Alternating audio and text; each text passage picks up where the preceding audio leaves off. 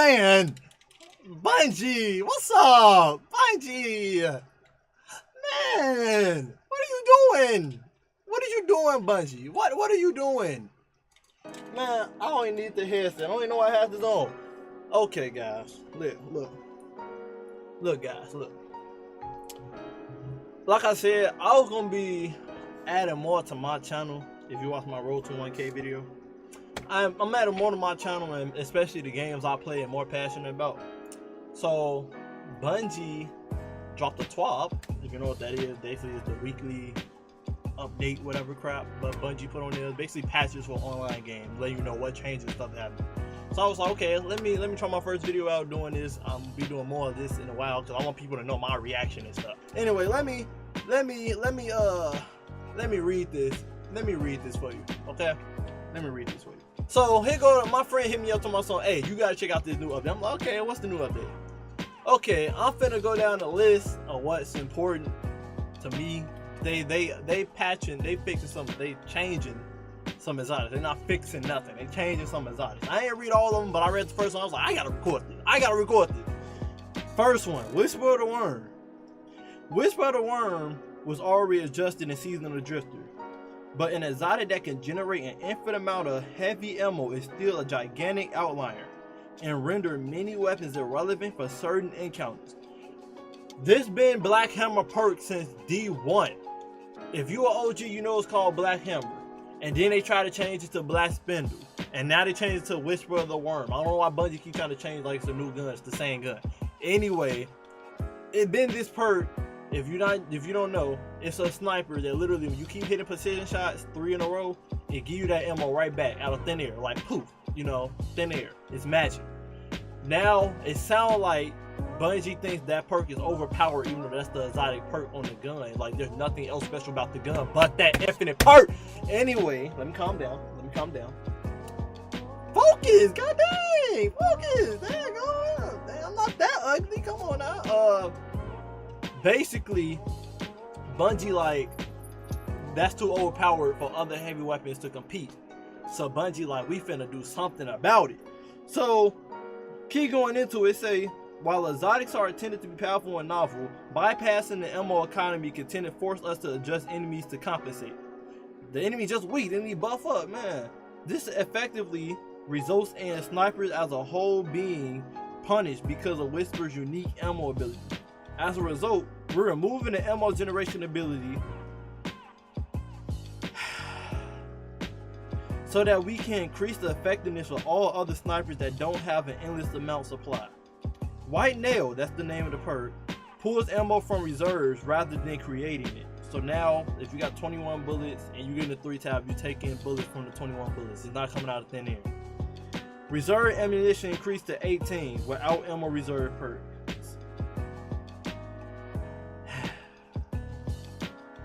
Man, it's not that bad because the gun's still gonna delete. Like if you got at least like 21 shots to Whisper the Worm, you gonna still delete a boss if you hitting all the crit points. You still gonna do some dumb damage to a boss. It's just the fact is, you really just pretty much just the TTK is still good because you don't have to worry about reloading if you're hitting all 3 headshots. But you took away the exotic part about it. Like you just, I don't know. To me, guys, that don't feel very exotic. It don't feel exotic no more. Okay, you getting back from the reserve. I mean, I can shade stuff for 100 and get the 3 bullets into my freaking ammo. That's not. It don't feel special no more. It's just a sniper that can keep shooting if you hit all 3 shots. It's not.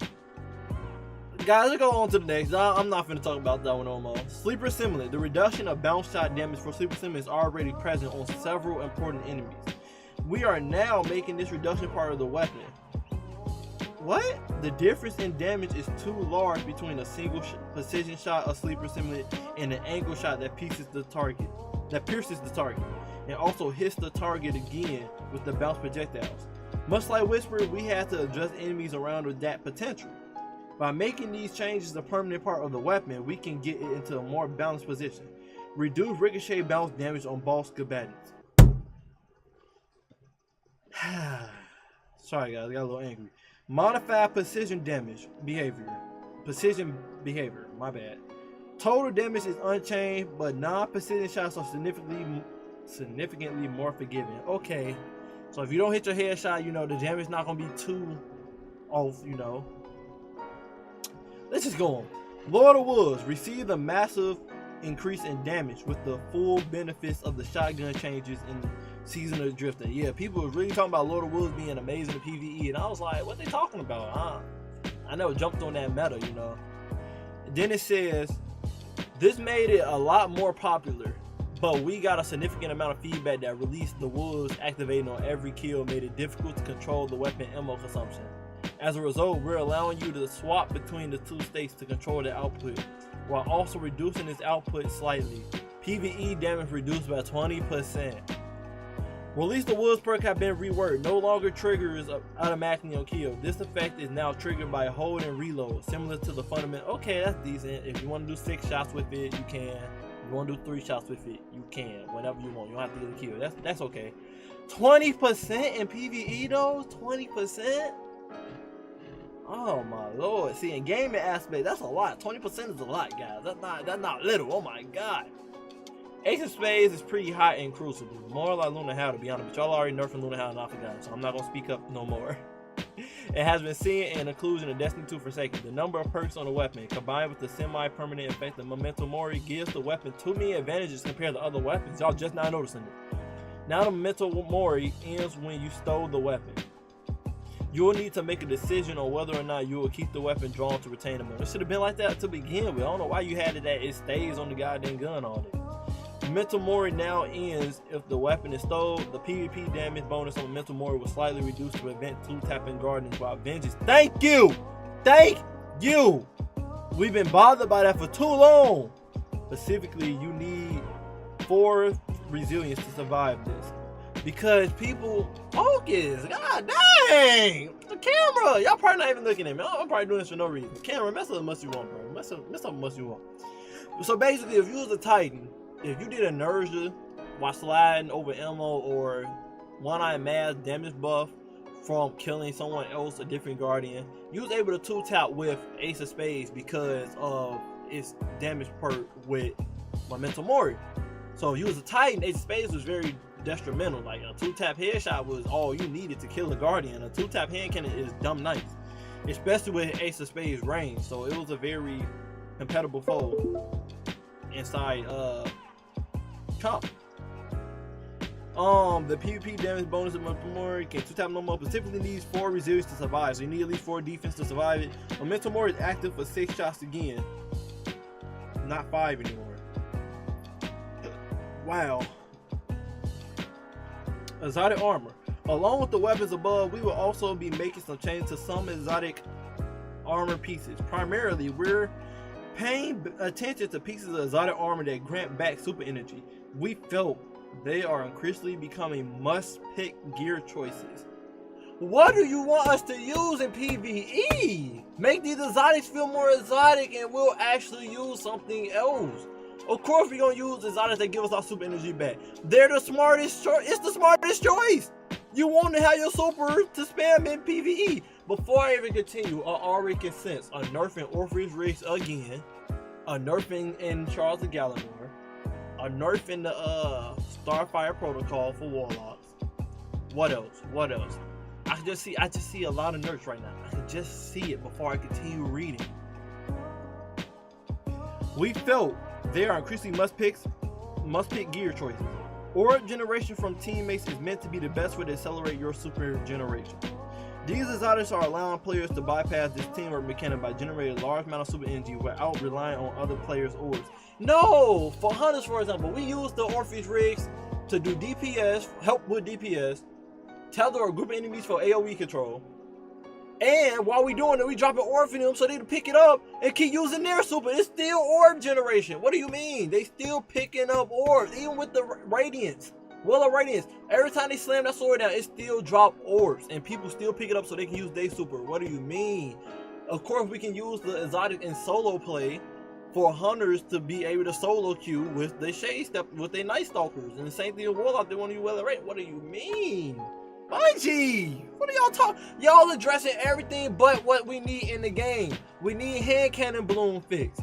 We need freaking more PvP maps. We need more PvP game modes, crying out loud. We can't even go in 4v4 without going in comp. Bungie, we need more guns. I got guns. We need more guns. We need more PvE content. This whole annual pass, y'all, is boring because y'all only drop content per week and it's not that interesting. Drop some interesting PvE content. Okay, let me get back on track. These are okay. What I leave off? Where I leave off here?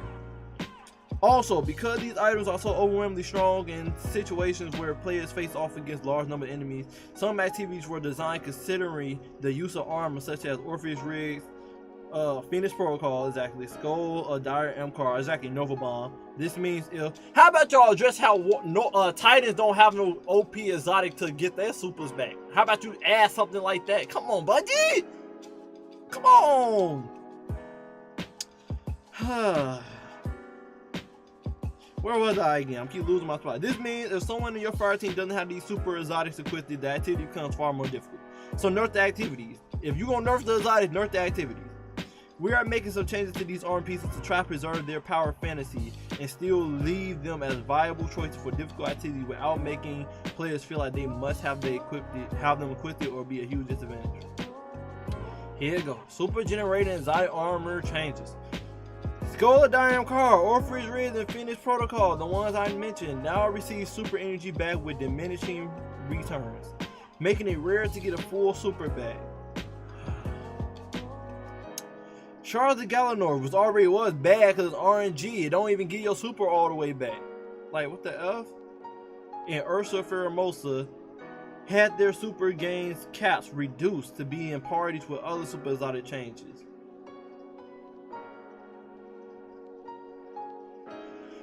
Sorry guys, I was really pissed off because I was thinking about how I just got Shards of Galanor, and right when I get it, they decided to nerf it.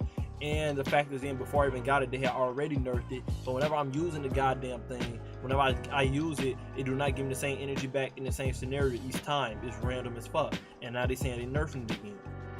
I'm sorry, I had to think about that, my anger. Gwynson Vest, I forgot the pronunciation, but Winston's Vest had its energy reduced from 15% to 8% for killing 1 to 2 guardians.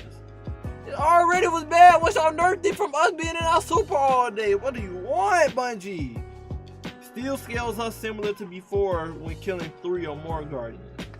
You're not getting that no more because niggas don't stand hands. People don't hold hands no more when they see a super, because niggas are hoes. And when they do hold hands, y'all nerf Spectral Blade so much that people holding hands can easily kill Spectral Blade before they even get close. And let's not talk about hit registration. Somebody said I swung off a guardian, they did not die while I was in Spectral Blade, and now I end up dying. Even though I heard the hit mark make its hit, I heard the hit noise, but they didn't die. It was hit registration, but the hit registration did actually register. Come on, Bungie. PvE energy returns remain similar to before. People don't use Spectral Blade in freaking PvE. They stupid if they do.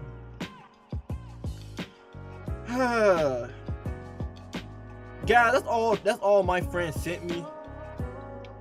I don't know what else is in the, if it's anything else, I'll go look it up. Matter of fact, I'll look it up right now to make sure before I end this video.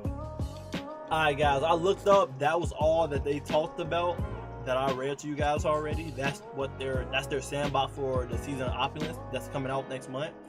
My thoughts, I was a little bit heated, but I understand why they're doing it, because if a weapon is way more overpowered than another weapon, then people not gonna choose that other option because it's more overpowered.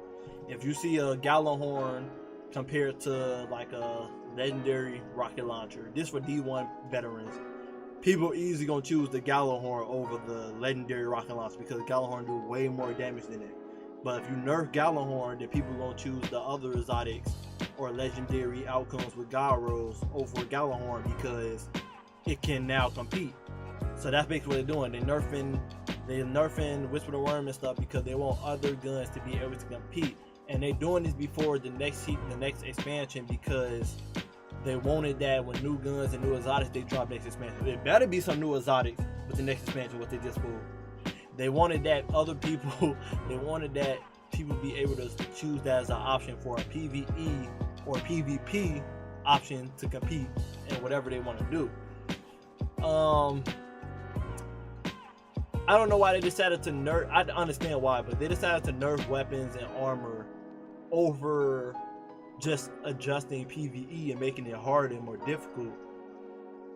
They took that route. I would rather them actually making PvE more difficult compared to nerfing the exotics and guns and stuff.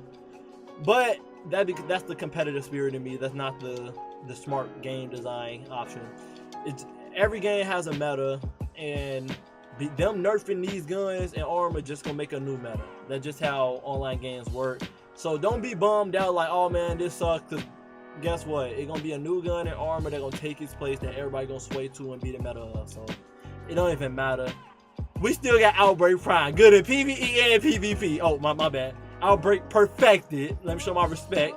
Good at PvE and PvP. Guys, I hope y'all enjoyed the video. As long as they don't touch that baby, I'm straight. I hope y'all enjoyed the video. Leave a like, comment, subscribe, and until next time, stay up. And like I said, y'all be getting more videos like this with a lot of different games I play, because you know those type of games I'm passionate about. When I'm passionate about something, you know, you get my full energy. That's why I love my try not to sing anime, because I love anime. Y'all can tell. But like I said, till next time, stay up.